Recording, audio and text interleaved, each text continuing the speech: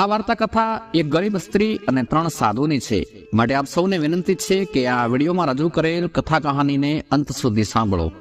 દર્શક મિત્રો, વાર્તા શરૂ કરતા પહેલા હું આપ સર્વેને એ પણ વિનંતી જરૂર કરીશ કે જો તમે હજી સુધી ચેનલને સબસ્ક્રાઇબ કરી નથી તો એ કાર્ય પણ પૂર્ણ કરો અને કમેન્ટ બોક્સમાં હર હર મહાદેવ લખવાનું તો ભૂલતા જ નહીં, જેથી ભગવાન ભોલેનાથના આશીર્વાદ આપણા બધા ઉપર હંમેશા બન્યા રહે. આ નાનકડો વાર્તા પ્રસંગ અંત સુધી જરૂર સાંભળો. એક ગામમાં ખૂબ જ ગરીબ પતિ પત્ની રહેતા હોય છે. પતિ પોતાના પરિવારના ભરણ પોષણ માટે, રોજીરોટી માટે મજૂરી કરતો હતો. એક દિવસ 3 સાધુ તેમના દરવાજે આવ્યા. તે મહિલાનું પતિ કામ અર્થે બહાર ગયો હતો અને 3 મહાત્માજીઓ ઘરે આવ્યા અને બૂમ પાડી કે ઘરમાં કોઈ છે.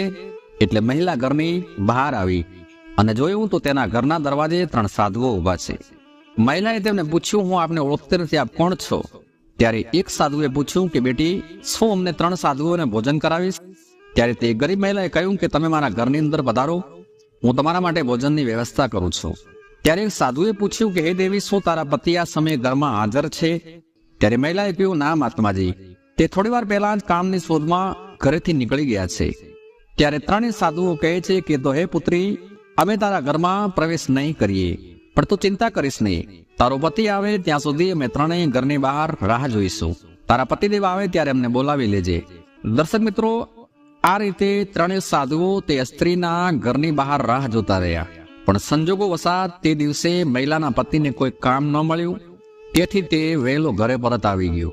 મહિલાએ તેના પતિને 3 સાધુઓ વિશે જણાવ્યું અને કહ્યું કે 3 સાધુઓ ઘણા સમયથી આપણા ઘરની બહાર રાહ જોઈ રહ્યા છે.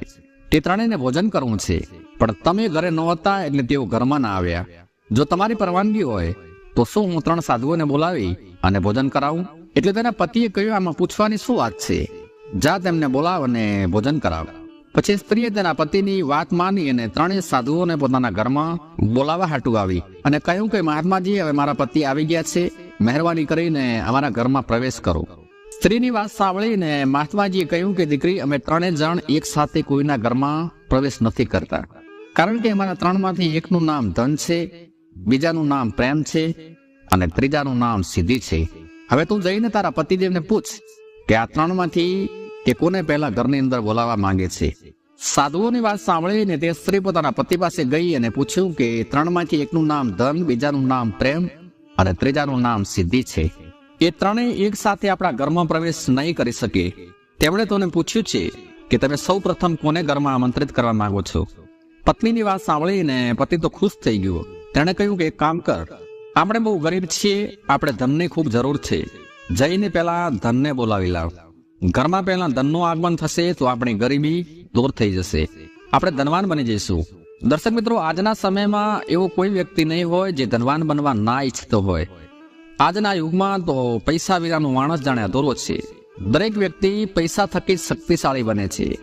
જે ધનવાન છે તે મોટા વિદ્વાન ગણાય છે, તે જ મહાન વ્યક્તિ ગણાય છે. પૈસા જ લોકોને ખુશ કરે છે. અમીરને માન અને ખૂબ સન્માન મળે છે. ગરીબ માણસ સદાચારી હોય તો પણ લોકો તેની તરફ જોતા પણ નથી.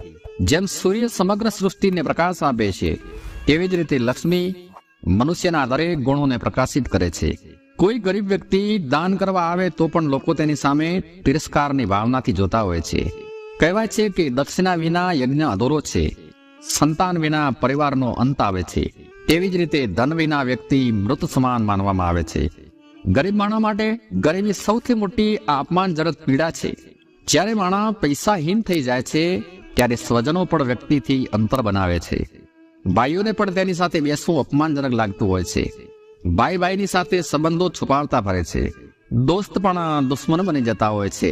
એટલે જ્યારે એના પતિએ ધનને બોલાવી લાવવા કહ્યું ત્યારે પત્નીએ કહ્યું કે આપણે પહેલા સિદ્ધિને બોલાવીએ, કારણ કે સિદ્ધિના આગમનથી આપણે જે પણ કરશું તે સફળ થશે. સિદ્ધિ વિના સફળતા નથી મળતી. સિદ્ધિ આવશે તો ધન પણ આપોઆપ આવવા લાગશે. જો આપણી પાસે માત્ર ધન જ હશે અને આવડત નહીં હોય તો એ ધન ક્યાં સુધી ચાલશે? એવું કહેવાય છે કે બેઠા બેઠા ખાવાથી ત્રિલોકની સંપત્તિ પણ થોડા સમયમાં સમાપ્ત થઈ જાય છે. જો આપણી પાસે સિદ્ધિ હશે તો આપણું દરેક કાર્ય સફળ થશે. પત્નીની વાત સાંભળીને પતિએ કહ્યું કે તું જે કહે છે તે પણ સત્ય છે, પરંતુ સફળતા મેળવવા માટે મહેનત કરવી પડે છે અને મહેનત વગર ક્યારે સફળતા મળતી નથી. તેથી પહેલા ધનને ઘરમાં પ્રવેશવા દે. દર્શક મિત્રો, હવે પતિ પહેલા ધનને બોલાવવા માંગતો હતો ને તેની પત્ની સિદ્ધિને બોલાવવા માંગતી હતી.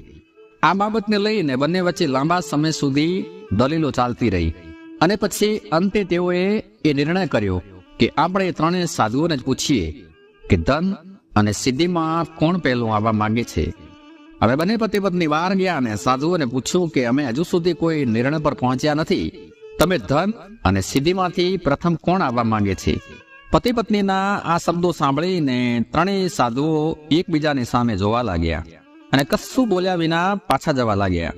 ત્રણ સાધુઓને પાછા જતા જોઈને સ્ત્રીએ પૂછ્યું કે હે મહાત્માજી, તમે આ રીતે પાછા કેમ જાઓ છો? ત્યારે ત્રણેય સાધુઓએ જવાબ આપ્યો કે બેટી, અમે ત્રણે આવી જ રીતે દરેકના ઘરે જઈએ છીએ અને દરેક ઘરમાં પ્રવેશવાનો પ્રયાસ કરીએ છીએ. જ્યારે દરેક માણસ લોભ લાલચને વશ થઈ અને પોતાના ઘરમાં ધન અને સિદ્ધિને આમંત્રિત કરે છે, પણ પ્રેમનો ત્યાગ કરે છે. અને અમે ત્રણેય તેના દરવાજેથી નિરાશ થઈને પાછા ફરીએ છીએ અને અમે ત્રણેય સાથે મળીને તે દરેક મનુષ્યના ઘરે જવા માંગીએ છીએ. કોઈ જ પ્રથમ પ્રેમને આવકારે છે, બાકી બીજા તો લોભ લાલચને વશ થઈ અને પ્રેમને ત્યાગે છે, ધન અને સિદ્ધિને આવકારે છે.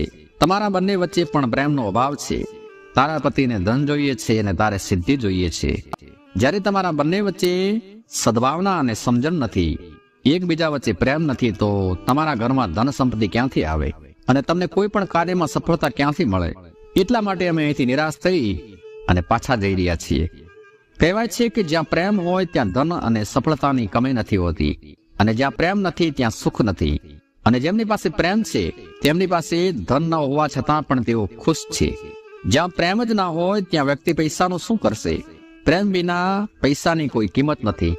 જ્યાં પ્રેમ નથી તે ઘરમાં હંમેશા વિખવાદ હોય છે, કંકાસ હોય છે, મનમાં અશાંતિ હોય છે. પૈસાથી ભૌતિક સુખ તો મળી જાય પરંતુ શાંતિ ના મળે.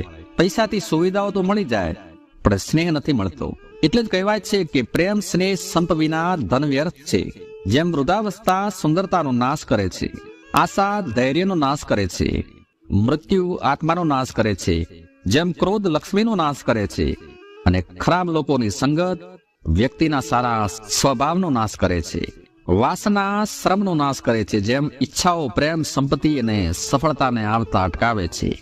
વ્યક્તિના ઘરમાં ધન આવવાનું એક કારણ તેના દ્વારા કરવામાં આવેલા શુભ કાર્યો હોય છે. શુભ કાર્યો કરવાથી જ લક્ષ્મીનો જન્મ થાય છે. પ્રતિભાથી લક્ષ્મી વધે છે અને આજીવન ટકી રહે છે. શ્રીમંત બનવા માટે વ્યક્તિએ આ 7 કાર્યો ક્યારે ન કરવા જોઈએ. નંબર 1, ઝઘડા કરવા. નંબર 2, સમાજ સાથે દુશ્મનાવટ. નંબર 3, પતિ પત્ની વચ્ચે મતભેદ ઉભો કરવો. નંબર 4, પરિવારના સભ્યોમાં ગેરસમજ ઊભી કરવી. અને નંબર 5, રાજા સાથે દુશ્મનાવટ. નંબર 6, પુરુષો અને સ્ત્રીઓ વચ્ચે મતભેદ ઉભો કરવો. અને નંબર 7, ખોટો રસ્તો પસંદ કરવો.